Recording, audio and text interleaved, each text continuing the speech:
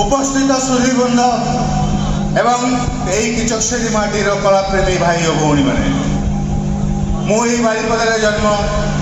आउ सब बेले भगवान को पाखे आशीर्वाद करी जदि पुनर्जन्म थाए ताले मत बारिपदार जन्म दिंतु मु आप बेसी समय नेबिनी कारण 12टा पर्यटन समय देते बर्तमान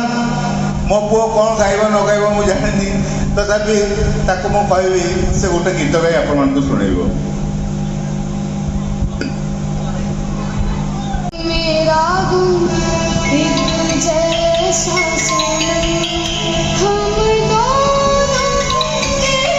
एक कहानी आजा लग जा गले दिल जाने मेरा गुम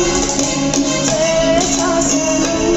हम दोनों एक कहानी